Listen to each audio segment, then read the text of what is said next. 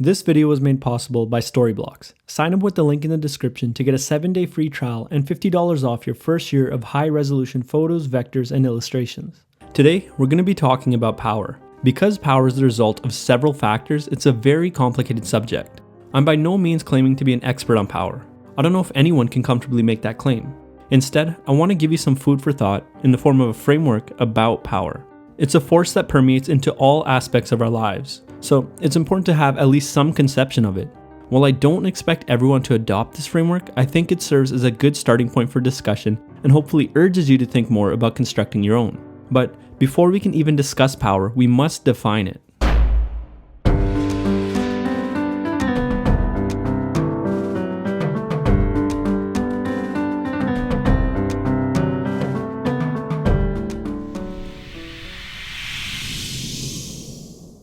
What does it mean to be powerful? It's not a simple question to answer. This is the definition that I'll put forward. Power is the ability to actualize any idea. It's the ability to make any idea into a reality. I believe that this definition is broad enough to cover various forms of power, yet specific enough to remain useful. Power can be thought of as a spectrum. One end of the spectrum represents a complete lack of power, and the other end represents absolute power. If you accept this definition, we can move on to the next question. Why? Why would someone want to be powerful?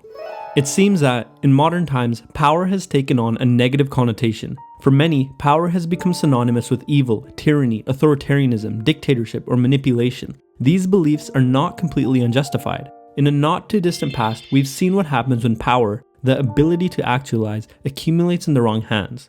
Furthermore, a lot of popular literature on power takes the Machiavellian approach of obtaining it by any means necessary. For a lot of people, these approaches are considered immoral. However, I think defining power as intrinsically negative is incredibly unproductive. Just as power is used to make negative changes, it is also used to make positive changes. If we define power too narrowly, we lose the ability to have productive discussions about how we can obtain it, use it, and distribute it for positive change. For these reasons, I feel motivated to put forth a different conception of power. Is power a bad thing? I think not. In the context of our definition, it's simply the ability to make potential ideas into realities. My ability to pick up the pencil on my desk and draw a letter is a form of power. First, I must conceptualize that I want to move the pencil in my mind and then act it out. There's nothing right or wrong about the action. It's amoral. Power is simply the ability to actualize any idea. So why would someone want power? Why and what do they want to actualize? This is a deeply philosophical question in itself and depends on an individual's worldview. For example, let's use a worldview that we've discussed in the past, preference hedonism. From the view of a preference hedonist, the ultimate goal in life is maximizing pleasure, where net pleasure is equal to pleasure minus suffering, and pleasure refers to any state that we would enjoy being in. Therefore, a preference hedonist may want power to actualize ideas that can reduce suffering and increase pleasure for themselves and others, which should increase net pleasure for the world. Looking at power through this lens, it becomes quite clear that it isn't right or wrong to wield it. Evil doesn't emerge out of power, rather it emerges from the worldview of the person who wields it. So how do you become powerful? If power is the ability to shape reality, I would argue that there are two fundamental ingredients to accomplishing that: a true understanding of reality and the resources to shape that reality. Let's start with the former. It's debatable whether humans can ever have an absolutely true understanding of the world, but I do believe that we can approach it. Some conceptions of the world are more true than others. True beliefs tend to be more useful than untrue beliefs. For example, understanding the laws of nature allows us to construct planes and fly them. Understanding that there are biological reasons for sickness allows us to provide the appropriate treatment. On the other hand, the belief that bloodletting is a great way to cure all illnesses is an untrue belief that leaves us powerless in actually curing them. Therefore, it's not difficult to accept the claim that a true understanding of our reality is the first step to being powerful. Certain ideas simply cannot be actualized without a true understanding of the world. You can't make a rocket ship without understanding physics. The next key to power is having the resources to shape reality. What do I mean when I say the resources to shape reality?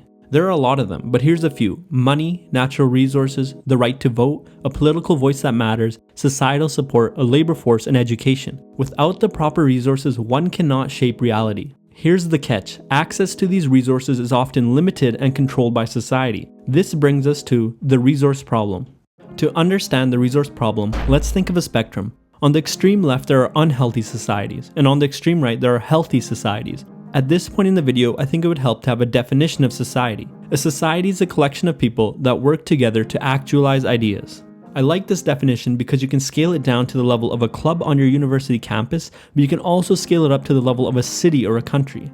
Now, how does this collection of people decide what ideas to actualize? You can see where politics start to arise, but we'll leave that aside. In a perfectly healthy society, resources would be distributed fairly such that the best ideas are always the ones that get actualized. Of course, what constitutes the best ideas is a matter of debate and not really important to the current discussion. In an unhealthy society, resources are unfairly distributed or distributed at random. All societies fall on the spectrum. As you can imagine, the way a society grants resources acts as a barrier to power. Access to resources is such a necessity to obtaining power that many people living in unhealthy societies are rendered powerless. In fact, without a proper system of education to teach reading and writing, people become severely limited in their ability to understand the world, which was the first key to power. I think this is important to realize because power is not as easy to obtain as following a set of rules. In a lot of ways, power is granted to us by the society we live in. All societies also suffer from another difficulty that I'll call the Pareto distribution of power. Power compounds. The powerful get more powerful, and the powerless become more powerless. This is likely one of the factors that leads to the creation of unhealthy societies and societal tension.